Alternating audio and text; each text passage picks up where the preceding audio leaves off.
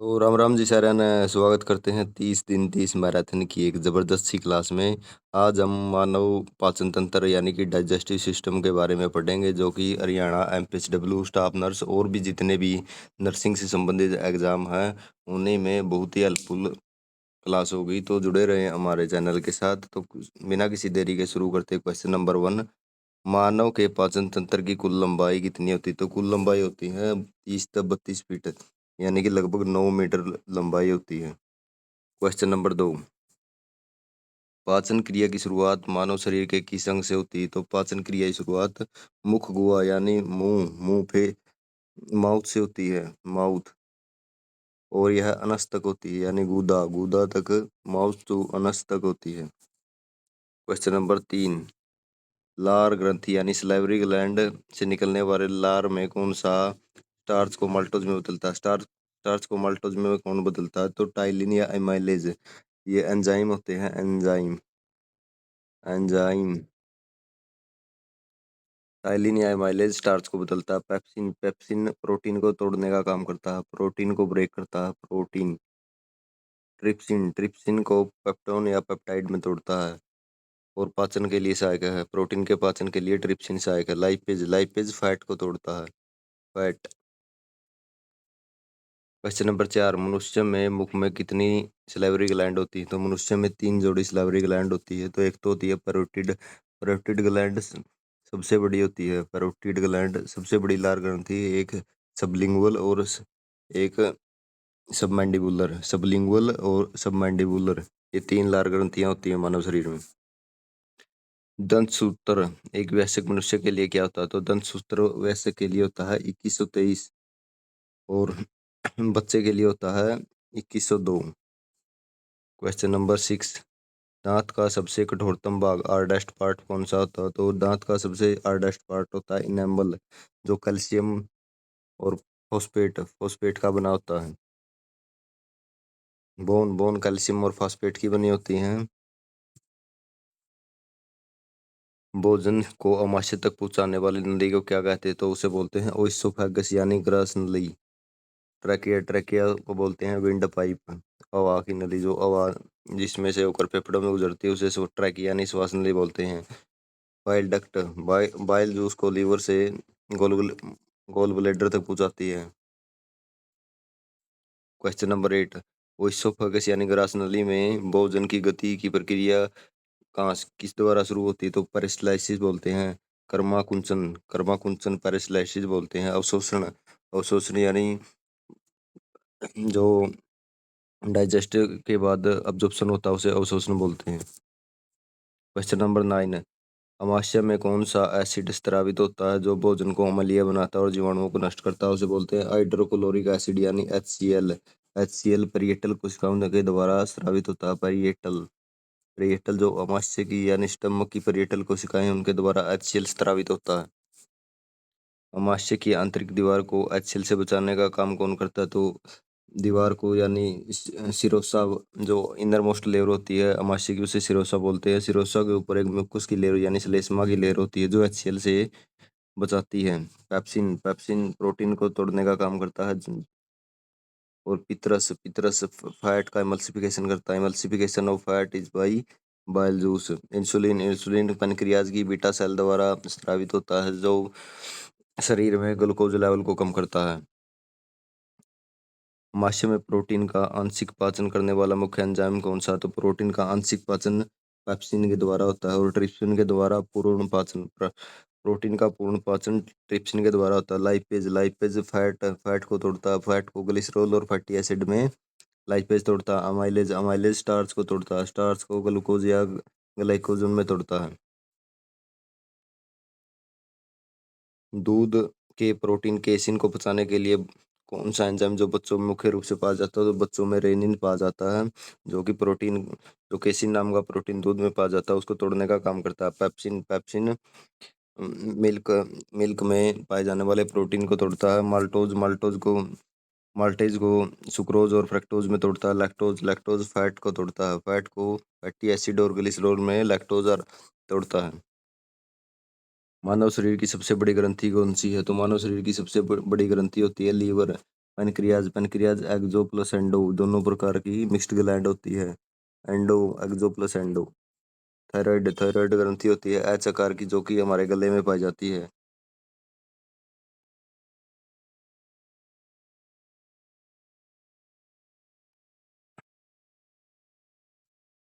तो पिट्यूटरी यानी पीयूष ग्रंथि जो हमारे मस्तिष्क में पाई जाती है, मस्तिष्क के सेफनोइड हड्डी के सेलाटरसिका भाग में पाई जाती है पिट्यूटरी ग्लैंड। इसके दो भाग होते हैं, एंटीरियर पिट्यूटरी और पोस्टीरियर पिट्यूटरी। ये अलग अलग हार्मोन का स्त्रावण करती हैं। Question number 14। यकृत द्वारा उत्पादित पित्तरस कहाँ संचित होता, स्टोर कहाँ था? तो गोल ब्लेडर यानी पित्ताशय में। पित्ताशय एक हरे रंग का हरे, हल्के हरे और पीले रंग का हरे और पीले रंग का एक थैली होती है जिसमें बाइल जूस होता है। अमाशय अमाशय से गैस्ट्रिक जूस निकलता है। गैस्ट्रिक जूस का पीएच मान 1.5 से 3.5 होता है। पितरस बाइल जूस का मुख्य कार्य क्या है? तो वसा, फैट का emulsification, emulsification of fat. Carbohydrate का विघटन होता है जो कि एमाइलेज, स्टार्च को इमाइलेज के द्वारा तोड़ा जाता है। इमाइलेज। प्रोटीन का पाचन होता है पेप्टोन और पेप्टाइड के अमीनो एसिड की फॉर्म में। पीतरस बाइल जूस की प्रकृति नेचर कैसी होती है? अल्कलाइन यानी क्षारीय है। इसका पीएच मान होता है 7.4 से 8 तक। मानव शरीर की दूसरी सबसे बड़ी ग्रंथि जो एक मिश्रित ग्रंथि, तो मिश्रित ग्रंथि होती है पैनक्रियाज। पैनक्रियाज को एक्सो प्लस एंडो दोनों प्रकार की मिक्स्ड ग्लैंड बोलते हैं। ये 3 हार्मोन का स्त्रावण करती है। एड्रिनल ग्लैंड प्रत्येक किडनी पर दो होती हैं, टू इन पेयर। थाइमस ग्रंथि होती है जो हमारी वक्स गुआ यानी थोरेसिक कैविटी के बिल्कुल बीच में मीडियास्टिनम में पाई जाती है। पूर्ण पाचक रस कंप्लीट डाइजेस्टिव जूस किस रस को बोला जाता है? तो कंप्लीट डाइजेस्टिव जूस बोला जाता है पैनक्रियाटिक जूस को। जठर रस का पीएच मान होता है 1.5 से 3.5 तक। बाइल जूस का पीएच मान होता है 7.2 से 8 तक। सलाइवा का पीएच होता है 6। अग्न्याशय की लैंगरेंस की द्वीपिकाओं से कौन सा हार्मोन निकलता है जो शर्करा को नियंत्रित करता है? रक्त शर्करा को नियंत्रित करने वाला होता है इंसुलिन। थायरॉक्सिन T4 बोलते हैं जिसको, जो हमारे गेट जो आयोडीन की कमी से होने वाले रोग हैं उनको नियंत्रित करता है। Estrogen primary sex hormone in female. और मेल में जो है टेस्टोस्टेरोन होता है। मेल में टेस्टोस्टेरोन जो लीडिंग सेल्स के द्वारा एक्सक्रीट होता है। Question number 20। भोजन का पूर्ण पाचन कंप्लीट डाइजेशन तथा पोषक तत्वों का अवशोषण पाचन तंत्र के किस भाग में होता है? तो छोटी आंत में पूर्ण पाचन होता है और बड़ी आंत में फिक्कस यानी मल का निर्माण होता है। फिक्कस का निर्माण और पानी का पूर्ण अवशोषण बड़ी आंत में होता है। मुगुआ से पाचन प्रक्रिया स्टार्ट होती है। छोटी आंत स्मॉल इंटेस्टाइन के 3 प्रमुख भाग कौन कौन से होते हैं? तो स्मॉल इंटेस्टाइन के 3 भाग होते हैं, डेडुनम, जेजुनम और इलियम।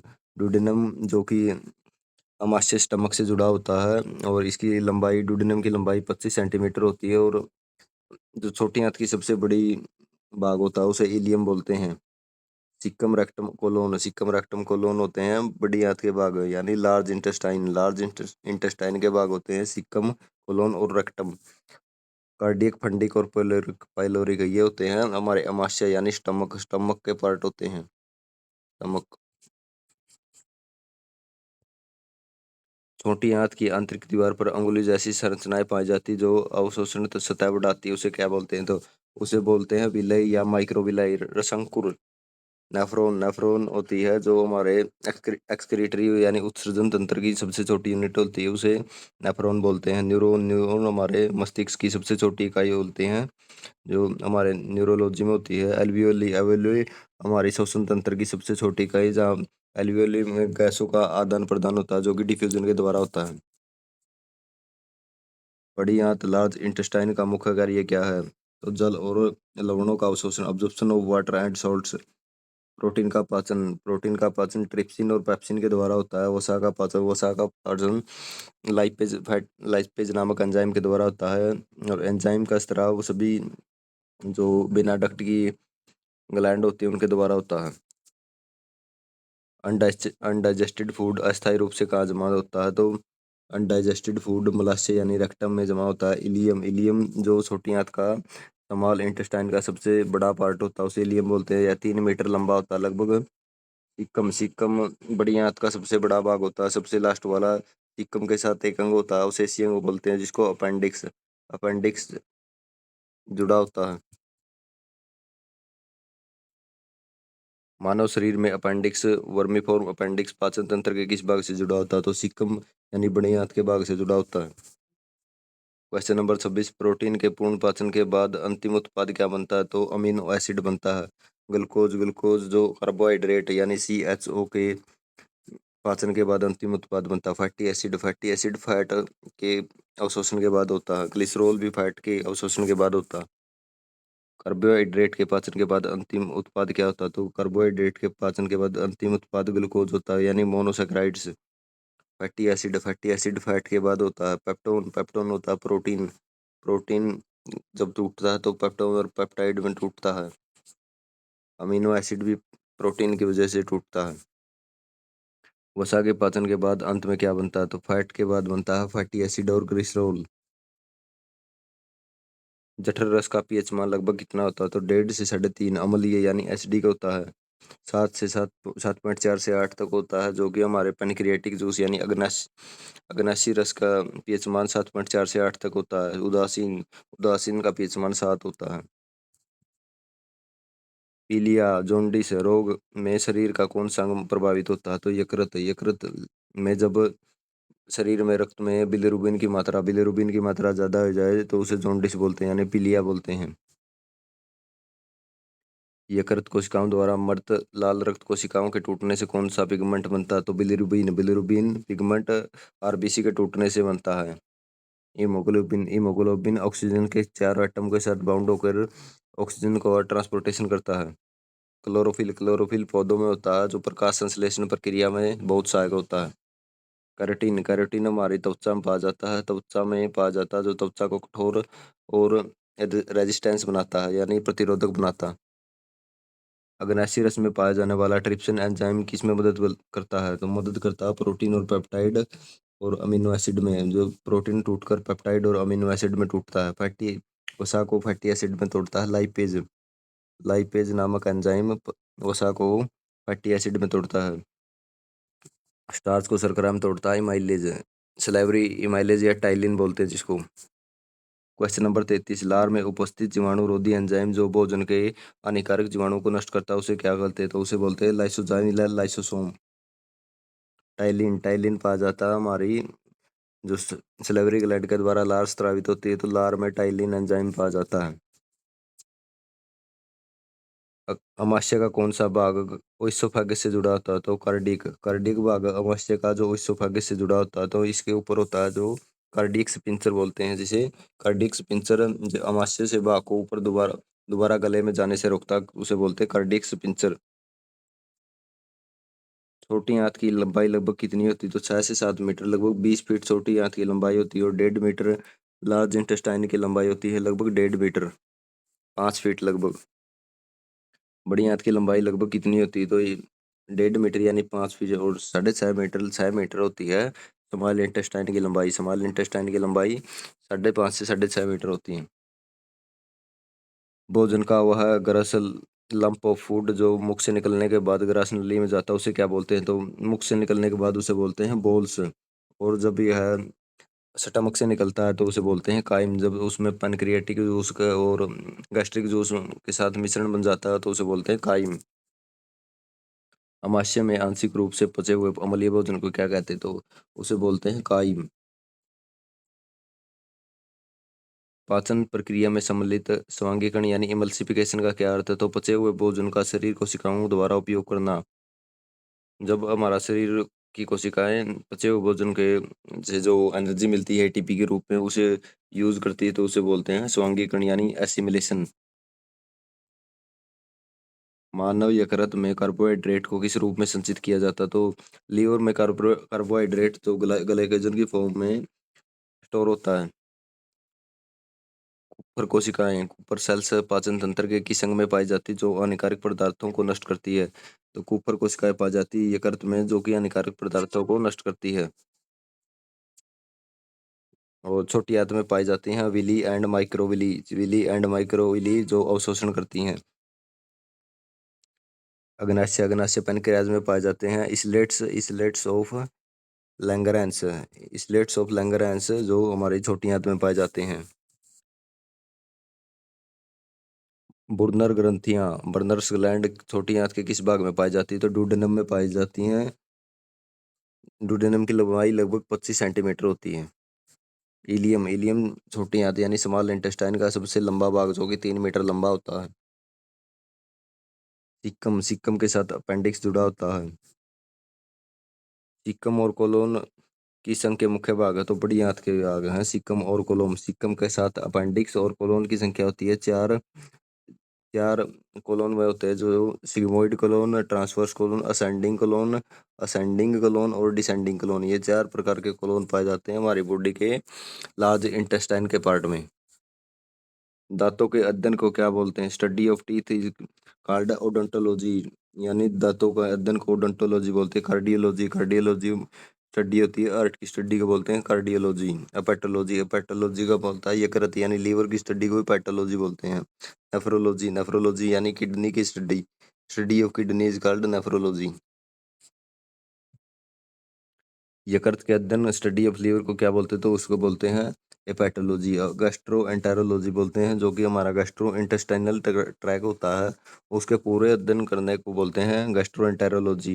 डर्मेटोलॉजी, डर्मेटोलॉजी होती है तो हमारे त्वचा विज्ञान, त्वचा विज्ञान का अध्ययन बोलता है डर्मेटोलॉजी। ऑस्टियोलॉजी, ऑस्टियोलॉजी में होती है जो हमारी हड्डियों के अध्ययन, हमारी हड्डियों के अध्ययन को ऑस्टियोलॉजी बोलते हैं। मनुष्य में द्विबारंदंती यानी डाइफोडोंट दांतों जो जीवन भर में 2 बार आते हैं उनकी संख्या कितनी होती है? जो हमारे दूध के दांत बोलते हैं जिनको परमानेंट, परमानेंट की बजाय में टेम्परेरी दांत होते हैं 20 संख्या होती है। 20 दांत जन्म के समय 5 से 7 साल के बाद आने लग जाते हैं और 11-12 साल के समय के बाद में 20 दांत टूट जाते हैं, उनकी जगह नए दांत आते हैं। 32 दांत हमारे शरीर में परमानेंट टीथ की संख्या होती है 32। मानव शरीर में बाइल का निर्माण कहाँ से होता है? तो बाइल जूस का निर्माण होता है यकृत में और स्टोर होता है गॉल ब्लैडर में यानी पित्ताशय, पित्ताशय में बाइल जूस का स्टोरेज यानी भंडारण होता है। क्वेश्चन नंबर 48, गैस्ट्रिन हार्मोन का मुख्य कार्य क्या है? अमाशय में जठरस यानी HCl के स्राव को प्रेरित प्रेरित करना। गैस्ट्रिन, गैस्ट्रिन एक हार्मोन है जिसके द्वारा अमाशय की परिएटल सेल यानी परिएटल सेल एक्टिवेट होती हैं। परिएटल सेल जो कि HCl का निर्माण करती है और स्राव करती हैं। पाचन तंत्र में विटामिन का पूर्ण अवशोषण कहाँ होता है? मुख्य अवशोषण तो आंतों में होता है, इंटेस्टाइन। सभी विटामिन जैसे ए डी ई के स्टोर तो होते हैं लीवर में, इन लीवर स्टोर लीवर में होते हैं और इनका अवशोषण और पाचन होता है छोटी आंत और बड़ी आंत में। कैल्सस इंट्रिंसिक फैक्टर, कैल्सस इंट्रिंसिक फैक्टर अमाशय के किस विटामिन का अवशोषण के लिए आवश्यक है? तो विटामिन B12 के अवशोषण के लिए आवश्यक है intrinsic factor. Vitamin C, vitamin C को बोलते हैं एस्कॉर्बिक एसिड, एस्कॉर्बिक एसिड जिसकी वजह से स्कर्वी रोग हो जाता है। विटामिन ए, विटामिन ए की कमी से होता है Bitot's spot, xerophthalmia, night night blindness, colour blindness जैसे रोग विटामिन ए की कमी से होते हैं। विटामिन ए को साइंटिफिक नेम होता है retinol. Vitamin D, vitamin D का साइंटिफिक नेम होता है कैल्सीफेरोल जिसकी वजह से ओस्टियोपोरोसिस, रिकेट्स, ओस्टियोमलेशिया जैसे रोग होते हैं। तो कैसा लगी आपको क्लास? डाइजेस्टिव सिस्टम आपको आई होप समझ में आया होगा। वीडियो को लाइक करें, शेयर करें, सब्सक्राइब करें और जुड़े रहें हमारे साथ अगली वीडियो के लिए। जय हिंद, जय भारत, जय हरियाणवी, जय हरियाणा।